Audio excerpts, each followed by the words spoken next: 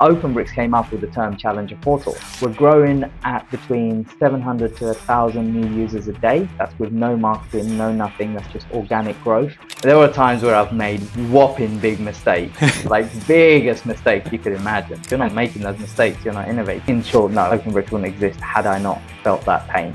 I'm not an entrepreneur, so I need to build something from a point of pain. An entrepreneur, I'm here to solve a pain point.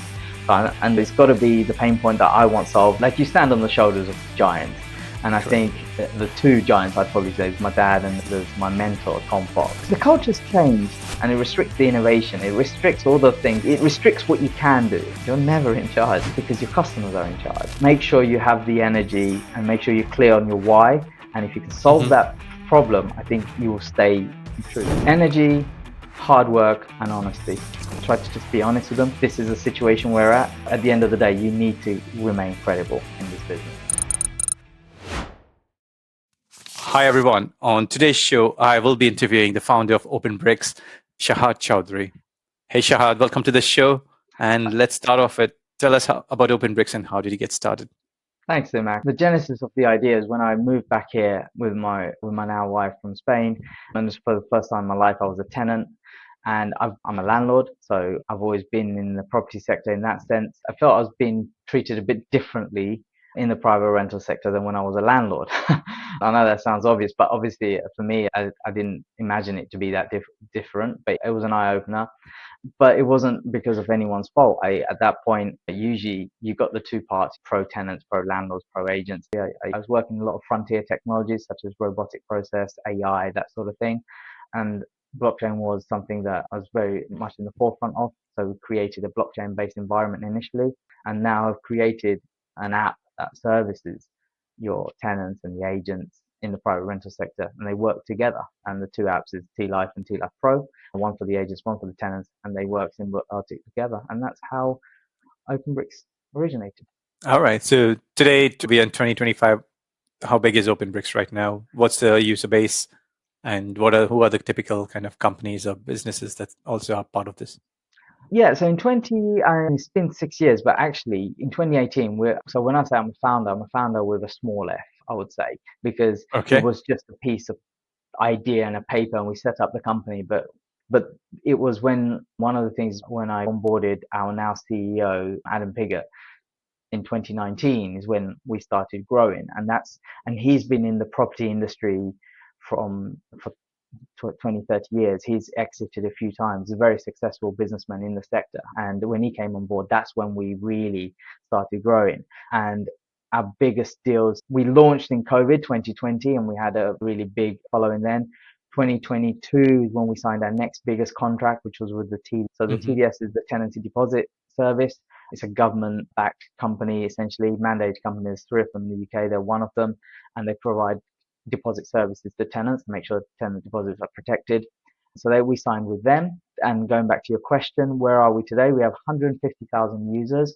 We're growing at between 700 to 1,000 new users a day. That's with no marketing, no nothing. That's just organic growth. Excellent. Shahad, if you had actually not been treated unfairly when you as a tenant, would OpenBrix exist today? Probably not.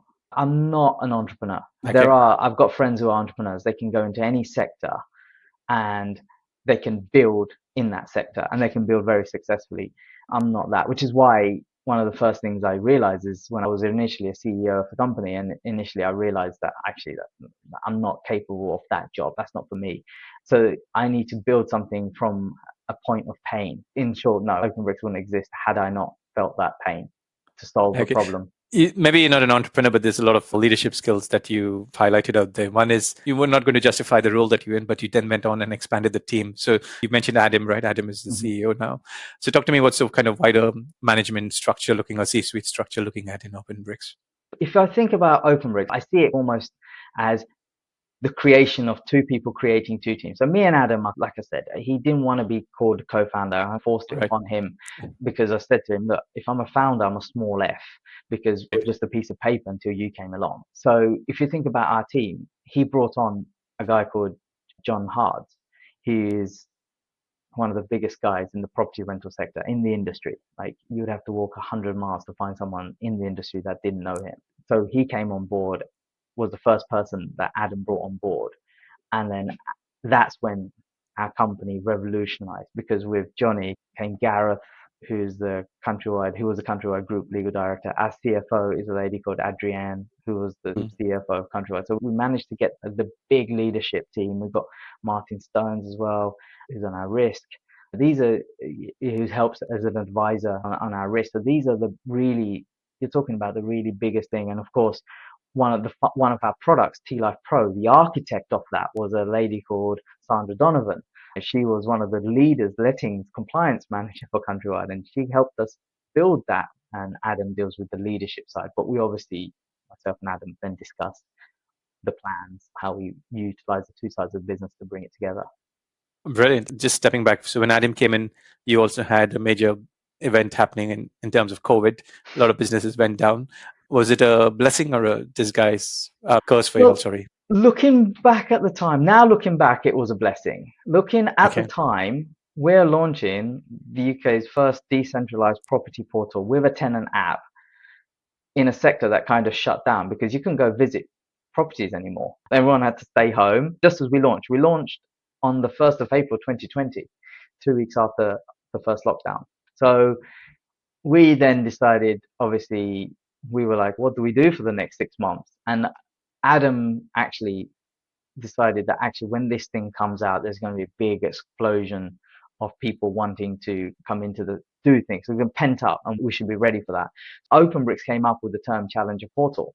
And then off the back of that, 6 or 7 other Challenger Portals came about, out there. And suddenly we were in a crowded space. And then Booming came about, another portal which is now defunct. And now we're in a lot better position. So in a way, it didn't seem like it at the time. It was more like, well, we got to do something. That's sink or swim, right? And so let's just swim. And we don't know where we were going to end up, and we seem to have ended up in a nice place. So I'm actually okay with that. Oh, no, love it. And just for the audience out here, talk to me about who are the active users of those two apps. Okay, so OpenBrix is like a group of company, and within our group, we've got a tenant app called tlyfe, so Tenant Life, and that houses lots of products and services that tenants are going to need. So with the Renters' Right Reform Bill, to the one is it's going to provide tenants with a lot of protection. However, if a tenant trashes the place or doesn't pay rent, then of course they would possibly be evicted. Now, you say, okay, that makes sense, but there are certain scenarios in which tenant may lose his job and therefore cannot pay rent, etc. And also with regards to trashing the place, that's a bit subjective. You as a tenant are protected in your tenancy. We also offer credit reporting. You can pay £10 a month for a phone contract, and that gets added to your credit rating. But when you go to buy a house, they say, oh, you can't afford £800 a month mortgage. And you say, I've been paying £1,200 a month rent. So we can report those rental information to the credit reference agency. So that's called Credit Builder. So it helps you build with credit. So and then we've got tlyfe Rewards, which is a fantastic system. I use it all the time, actually. And we're the only tenant lifecycle app in the UK, and if not in Europe, that sits on every aspect of the tenancy life cycle. So from the moment you search for a property to the moment you either renew or exit, we're on every single point of that cycle. Love it. So it's quite seamless. It's quite stress-free if someone is on your app. Absolutely. And it's also, there's a lot of transparency out there. What is the kind of revenue model that you'll have in terms of tlyfe versus tlyfe Pro? So tlyfe Pro, the agent pays for it. So they pay per flow. We don't have a subscription. We don't have a contract. Sign up, get going. Okay. At the moment, each flow costs £6 a month. Sorry, not £6, £6 a flow. You get your ID verified. And if you want referencing on top of that, you have to pay for those separately. So those are the models we have. The only one that we have almost exclusivity with is the ID verification through Yachty, because that's government verified and we don't want to mess around with that. Yeah. But everything else is very open. As per OpenBrix, we have an open platform for people to make life easy for themselves. So that's one revenue model. The tenant model is we have some subscription services such as the Credit Builder and Rewards Premium, which you get a few others. So our revenue model is our partner's home. We have a revenue share. So whenever a tenant buys something on our app through our partners, we receive money for that. So that's the two revenue models we have. But it's completely free to the tenant. We don't charge them other than the things they want to buy. Okay, that's brilliant. So that's where you're getting the most signups in terms of 7,000 to whatever 20,000 users per month. All right, okay, love it. And talk to me about what are the goals now for OpenBrix for the next 5 years or 10 years? First of all, we've just signed another contract with the TDS, so that's extending for another 3 years. So we'll continue with that. We're the only app that I know of where we have the tenant gateway. So again, if a tenant has a problem, this is the funniest thing. If you're in a tenancy and you have a problem, and you say something happened to the wall. I don't want to alert the agent or thing because tenants are a bit scared. I always tell my tenants, look, even if you think something's wrong, tell me.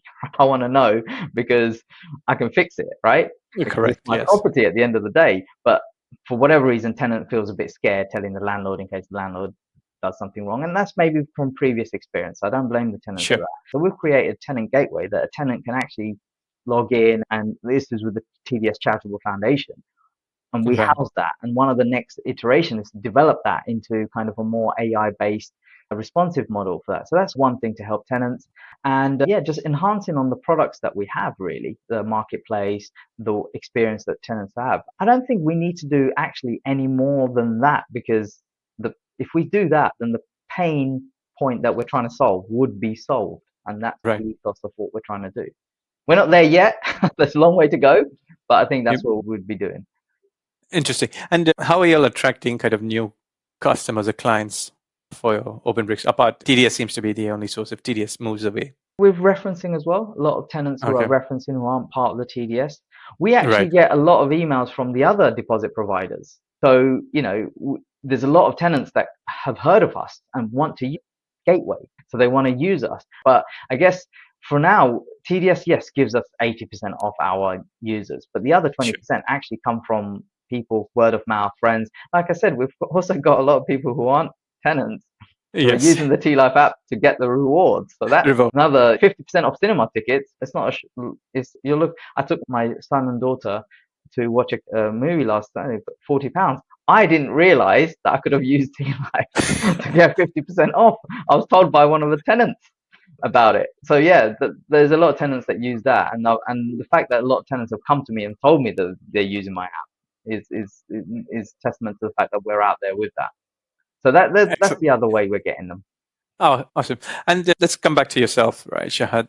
Who or what has been the major or the biggest influence on how you lead today?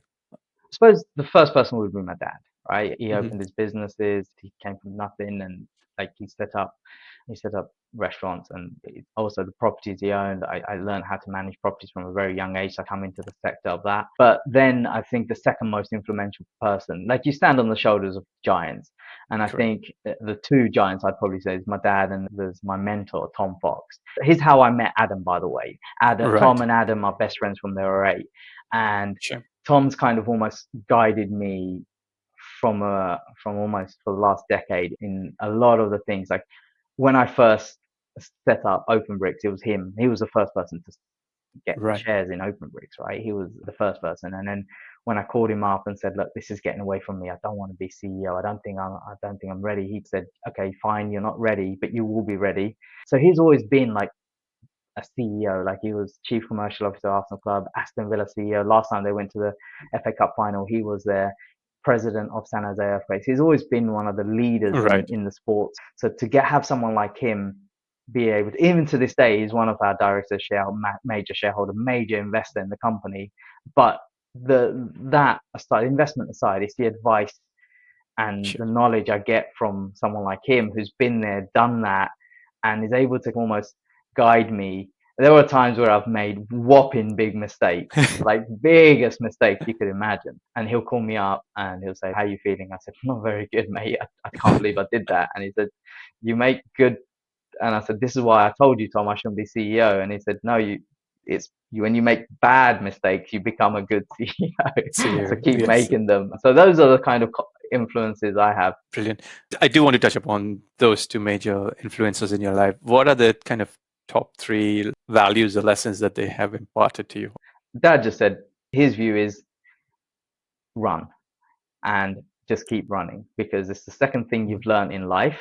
And there's no reason why skills and talent and all of that stuff comes with you, but there's no reason why you can't work hard. There's no reason absolutely why you can't work hard. So just work hard every day. That's the minimum. Everything else comes into it. So working hard, learning from your failures. And I think the other areas is actually just be yourself. I sometimes try to be like, because I'm a bit, should I say, crazy. Like I'm a bit hyperactive, so to speak.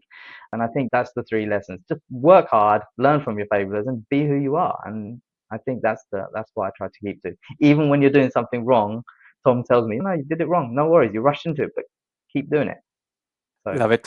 No, these are really valuable lessons, and I think the audience listening in actually can take a lesson or two from that one. Tell me one of your biggest failures, and actually how did you overcome it? Again, Johnny's another guy that I've learned so much from. He's the chairman of our company, and he's always saying, listen more and say talk less. And that's very hard for someone like me. So it's probably gone the other side of what Tom was telling me. But I do now in sessions try to take heed of that and try to listen, because he's someone who just sits there. And actually the mistake I made was there was a time where we were financially quite stricken. As any startup, we were really, really low on our funds and we're trying to navigate our way through. I started calling people. I'm saying, listen, we can't pay you. It was not the way, I suppose the way I did it was very kind of blunt and there. And right. Someone like Adam and Johnny can probably release that in a better way. But I just went around calling up and saying, look, guys, where it's catastrophe. We're running out of money. We don't know what we're doing. What we're going to do. And Johnny has been in this situation so many times in his life. You can be honest with them, but you've got to deliver the message in a different way, etc. That's how catastrophic it was, and it made it worse by me getting involved. Dr. May, so sum up your leadership style in 3 words. Energy, hard work, and honesty. Energy, hard work, and honesty. Okay. Yeah. Honesty, tell me more. I just try to, even at the worst times, I just try to just be honest with them. This is a situation we're at. You need to deliver it in a different way, but you can still be honest. And I think that's but at the end of the day, you need to remain credible in this business. As long as you're truthful of saying what you said when you said it, I think you'll be fine. Excellent. You moved from a CEO to now CIO, but I'm going to ask you about the CEO because you've been out there. What sort of attributes do you think a CEO needs to have that maybe when you decided to step out of it? Talk to me about that. So one of the reasons I stepped out of the CEO role was I found myself in a lot of meetings, a lot of partnership meetings, a lot of investor meetings. In the early days, all you're doing is sitting in a lot of investor meetings about what you're going to do, sell the dream, etc. So for me, no, I want to build the product, right? It's my vision. I'm specifically in here not to make money or be an entrepreneur. I'm here to solve a pain point. And it's got to be the pain point that I want solved and not pain point that the chief product officer wants solved, right? So by moving into that role full time, I needed someone to do the CEO stuff. I guess what I'm trying to say is I don't think there's a perfect kind of avatar of what is a perfect CEO. I think it's where you are as a company. And for me, right now, especially last few years, what we've had to battle through in the early days of a startup, you need someone with a lot of energy, never give up, but also then understands that they listen, they're wrong, and then backtracks and able to do that. I think that's where I would say in the early days, you need someone like that. But maybe going forward, you need someone who's not a fighter, because that's the early days. Someone who's more of a calming influence, like a Satya Nadella at Microsoft. You need someone a little bit more calmer, a little bit different things. That would be my opinion. Got it. Let's talk about what are the attributes of a CIO, which you wear the hat. I think the CIO needs to, in my opinion, I'm a bit of a different CIO because most CIOs will go out there. And I think that's the thing about a lot of CIOs. They need to research what's out there and they need to implement those things because that's what client wants. CIO is very much a sales role, in my opinion. Like you've got to look at what's coming up, what products and services, how can they develop based on what the market wants. Therefore, I'm talking myself out of a job. I'm probably not the best CIO because for me, I'm focusing on the pain points I've had as a tenant and as a landlord and as an agent. And how am I going to, my focus is how do you get those guys to make sure what is the innovation I can do to make sure that gets solved, not what my customers want, more more the thing I started this business for. So maybe that's where I sit as a CIO. So you've got two different ones that look at what does the market want, what does the thing, and then you got another CIO who happens to be the founder. Who's actually no. That's the reason why I'm bringing the digital wallets to help with that transfer of funds. So it's much easier because then the landlord's constantly checking the account. Has my money coming in? Has my money coming in? If I had digital wallets and transfer coming in, everyone would just get pinged. No one, everyone, it's almost everything becomes automated. No one has to worry. But if you're the founder, your North Star is the pain point you felt and you want to solve that. You're going to continue to solve that. So maybe you won't evolve. And that's a balance I need to figure out myself. Some really valid points you made. Talk to me about what is the biggest investment you've made into either tech and which has really paid off, and on the flip side, which has really bombed. The biggest investment we made is setting up the tenant app. Everyone in the UK told us. We met one of the largest estate agents group in the country. And I remember very specifically because I was still a tenant at the time. Okay, so making the tenant app when everyone told us it was going to get bombed. Our biggest failure was we created a supplier dashboard, because when we created the blockchain-based environment, we wanted to create an out to network of suppliers to be on the network to provide services or to provide and we invested a lot of money on that one. But we've got a graveyard of things we've done that hasn't paid off, and I don't have a problem with that, because if you're not making those mistakes, you're not innovating. So we thought it would work, it didn't, and there's a whole lot of other things we've done, but those are the two biggest financially. Those are the two biggest products that we've spent. One has paid off in droves and dividends and it's generating great revenue, and the other one is gone. Great. Talk to me about your team. How are you all spread across geographically and also locally? So we have full-time staff over in India, and then our CTO is based in Portugal. Our architect is based in Portugal as well. Our advisor on frontier technology, Miguel, is based in Poole. So that's the tech team, and we work as one very close group, etc. Then on the corporate commercial side, our head of sales is based out in Gloucester, but he travels the country of that. And the rest of the corporate team are based Wales, Brentwood, Cornwall. So now we've got offices in London, etc. But our office is down in Portsmouth. We're about 70 members of so that's OpenBrix.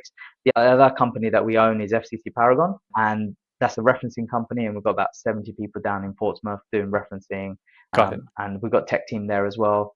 My colleagues Stuart and Ryan lead the tech team over in FCC Paragon. So talk to me, I think a couple of questions out there, but let's start with the first one. What is the culture of OpenBrix today?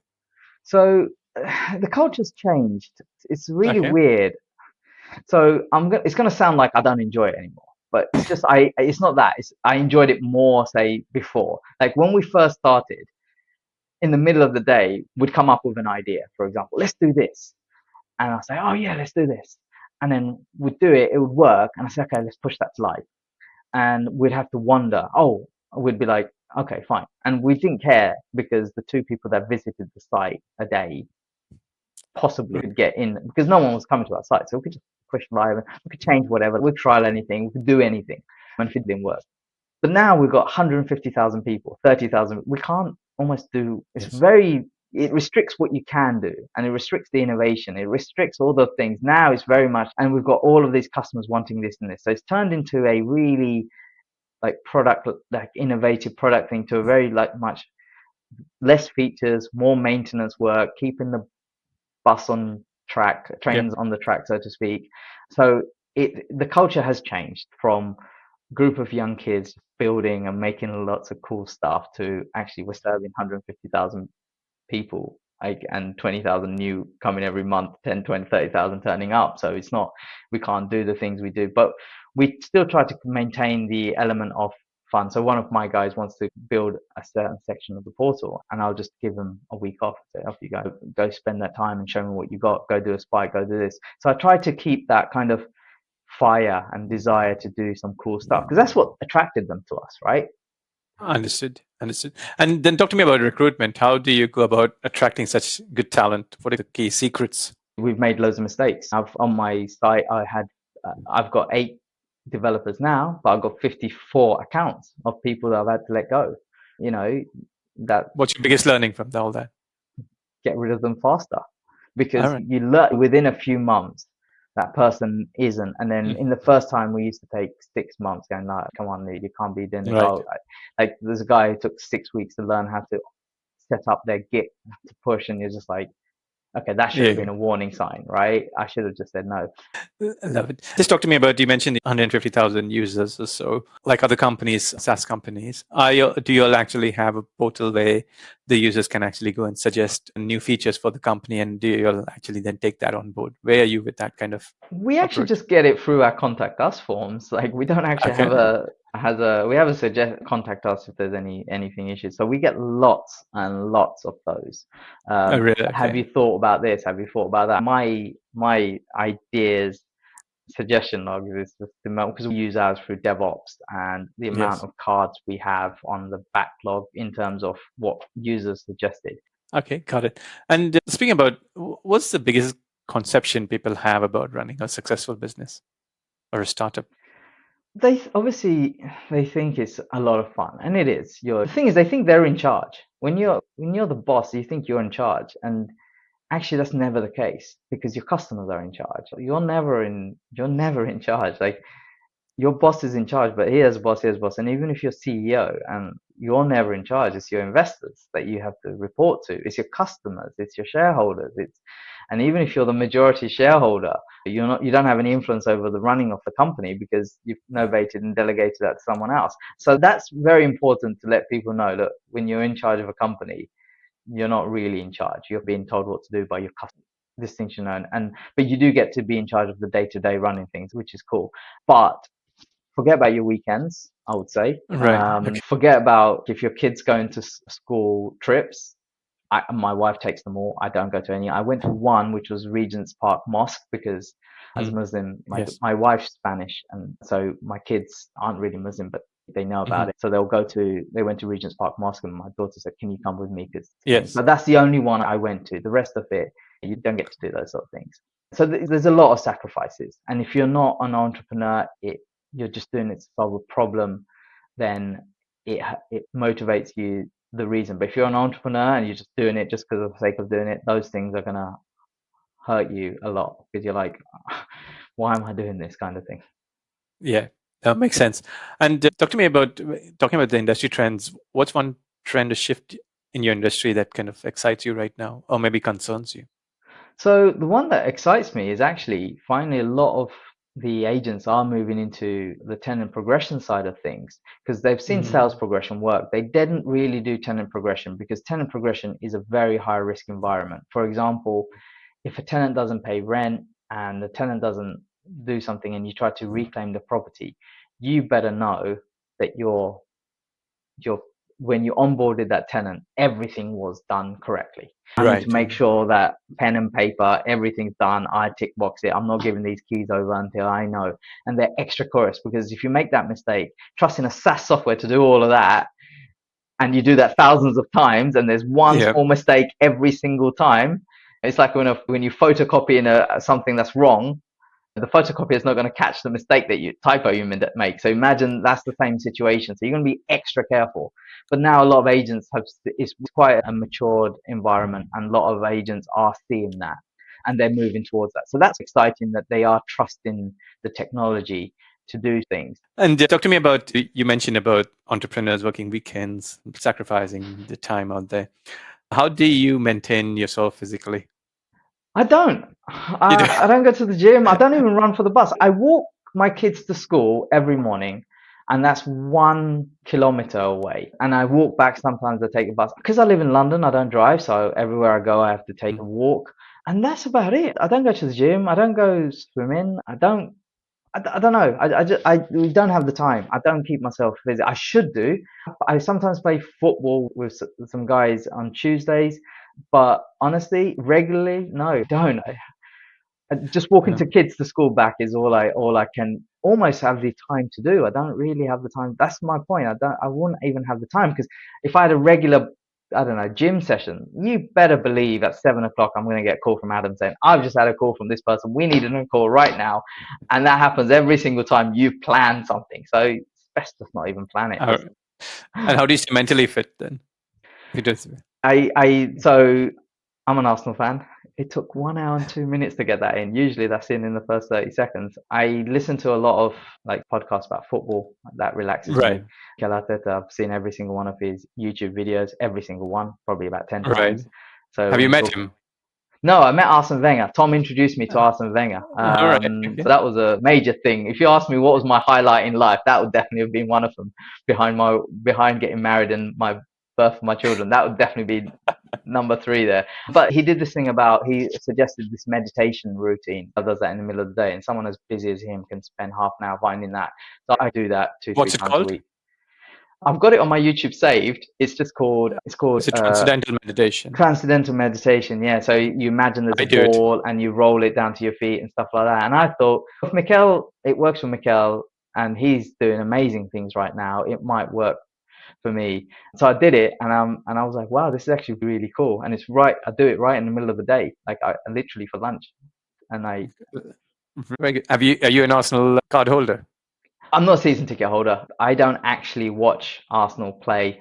I watch everything before and I watch everything after, but for the 90 minutes, I go and do a book. I can't physically watch them play because I get a bit too angry, a bit emotional, and like when I was setting up OpenBrix, one of the first things I said to Tom when we was investing, I said, I'm gonna cut Arsenal out of my life for the entire year, so I can completely focus on this, and it works. Everyone deals with it in different ways. That's how I deal with it, and it works because I then just go and watch the highlights and the ones that I want to watch rather than the ones that Right. Okay. cause stress and trauma. Also, if you look back to where you are and where you are today, what's one thing you wish you'd done sooner in your career? I suppose I've had a varied career because I've traveled around the world. I worked in Madrid, in Spain. Then I came back to the UK. I had a great time working in Icarus with a great bunch of people. Maybe I should have started OpenBricks a little bit earlier. Okay. I would say I started it when I was almost 30, 30, actually, yeah, 38, almost when I was 40. So I started in 28, yeah, 39. Maybe if I started when I was 35, I would have probably had a different aspect.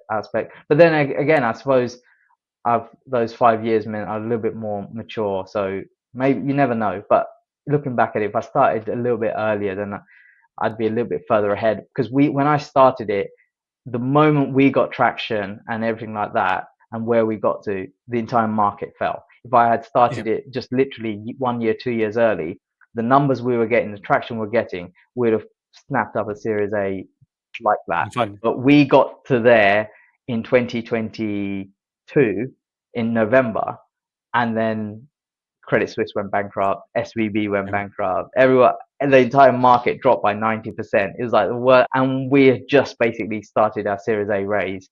And then in the end, we cancelled our Series raise and we said, let's just carry on as normal. So we're lucky then, but that we were able to. But had we started a little bit earlier, I would have caught much more the tech Yeah. swing. Yeah. Got it. What's next for you? So the very next thing is basically we want to just finish off some deeper integrations with our partners, which we're working in now. On Friday so we've got Property Mark One conference, which is one of the largest conferences, and we're launching a brand new kind of product, so to speak, which is the key players in the industry coming together to give the estate agents what they've really asked for. And one of it is the progression and really embedding that. And the very next big thing is I do want to get those digital wallets out there to really help landlords, agents, and tenants kind of create a financial ecosystem that makes things better. That's all I've got in my horizon.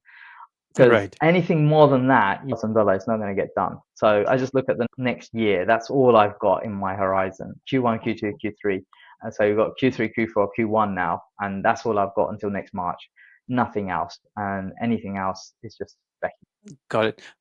And lastly, before I go, what's one piece of advice you'll get to anyone listening in to this who's thinking to start off on a similar journey? Maybe not the same product, but on a similar journey as yours. So for me, it would be we can't all be like Zook, right? Solve a problem. If you can solve a problem, get it out early and see if that problem is deep enough. Because everyone tells you, I want this problem, but when it actually comes to it, no one actually wants to use it. Right. The biggest thing is getting users to use your product, right? That would be our biggest problem. And if you can get your product early and you can get that market fit properly, then it means you've solved the product. And that's the number one thing. Everything else is just stuff that you will have to just deal with. But then you would have to deal with that with any jobs, right? Not every person gets their weekend off in any jobs. You forget, when I was 16, 17, I was working every weekend in PC World, Curry. So those sort of things you're going to deal with every job. But if you want to start a startup, make sure you have the energy and make sure you're clear on your why. And if you can solve that problem, I think you will stay true, because the amount of different problems you're going to face, if you don't have that focus to solve that problem, I'm not sure I would have carried on. Very powerful. Yeah. You should know your why and solve a pain point. Yep. Great speaking to you. Thank you very much. Thank you for your time tonight.